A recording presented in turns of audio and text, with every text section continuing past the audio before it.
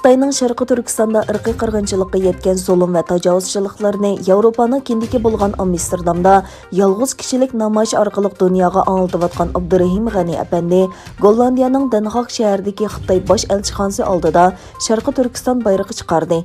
Gollandiya parlamenti o'tgan hafta Xitoyning Uyg'urlarga irqiy qirg'inchilik yurgizganligini qabul qilgan edi.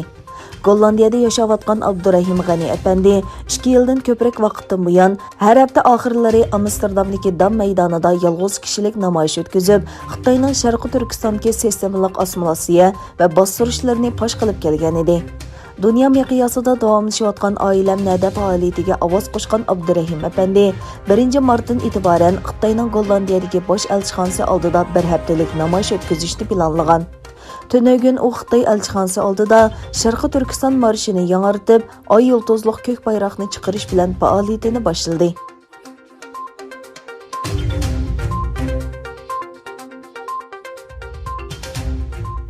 Türkiye İyi Partiyasi Türkiye parlamentidan Uyg'urlar to'g'risida o'rta qaror ma'qullashni talab qildi. İyi Partiyasining parlamentdagi mas'uli İsmail Tatlıoğlu apandi 1 mart kuni tushdan keyin Türkiye parlamentida Uyg'ur masalasi to'g'risida maxsus muxbirlarni kutib olish yig'ini o'tkazdi. Parlament a'zosi İsmail Tatlıoğlu apandi mundaq dedi: Amerika davlati Xitoyning Sharqi Turkiston rayonida elib berayotgan besim siyosatiga qarshi Uyg'ur kishilik huquq siyosiy qonunini ma'qullikdan o'tkazdi. Finlandiya bosh ministri Sanra Mirella Marin xonim Twitter orqali e'lon qilgan bayonotida Xitoyning Uyg'urlarga elib berayotgan besim siyosati haqida to'xtalib, tijoriy manfaatni deb bu zulmni ko'rmaslikka selishga bo'lmaydi degan. 2 ayning 23 kuni Kanada federal parlamenti Uyg'urlarga qarata elib berilayotgan siyosatni irqiy qirg'inchilik deb bekitgan.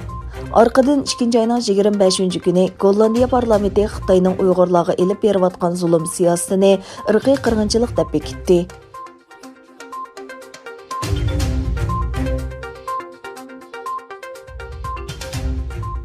Xitoyning alayda ma'muriy rayoni bo'lgan Hong Kongda Xitoyning Hong Kongdagi bostirishini qonuniy asosga ega qiladigan davlat bexatarlik qonuniy loyihasining o'tirg'i qo'yilishi bilan 2019-yil 6-oydan buyon Xitoyga qarshi namoyishlar davomlashmoqda.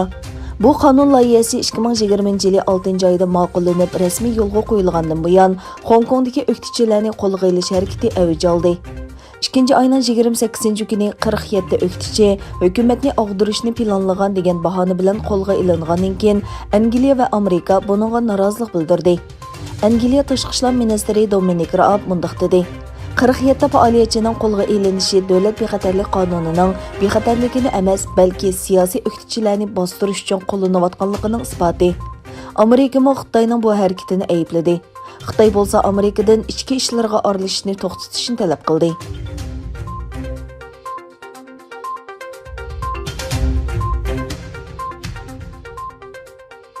Yaponiya Xitoyning Sharqi dengizidagi talash tortishdagi Sinkaku orolini ichki rayon deb ifodalashining xalqaro qonunga xiloflik ekanligini aytdi.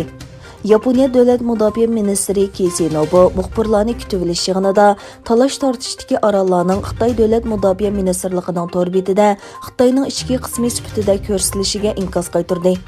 Sinkaku orolining tarix va xalqaro qonun jihatdan Yaponiyaning ichki rayoni ekanligini ta'kidlagan ministr Nobu bu orollarning hozir o'z davlatining kontrolligida ekanligini bayon qildi.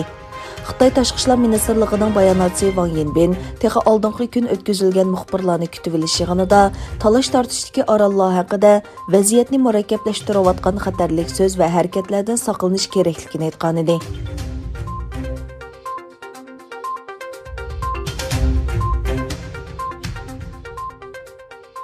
Chet ellik muxbirlar klubi tayyorlagan dokladga qaraganda, Xitoy hukumati bu davlatda ishlayotgan chet ellik jurnalistlarga bo'lgan besimini kuchaytmoqda ekan.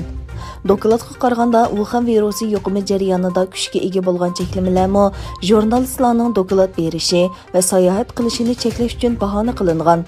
Chet ellik muxbirlar klubining dokladida aytilishicha, Xitoy bilan avorchilikqa uchragan davlatlardan kelgan muxbirlar Xitoy hukumatining besimini texmi his qiladi. Dokladga qaraganda Amerikalik 18 muxbir 2020-yilning oldingi yarmida chegaradan ayrilishga majbur bo'lgan. Avstraliyalik ishchi jurnalist Xitoy bexatarlik organlari bilan masala ko'rilgandan keyin chegaradan ayrilgan.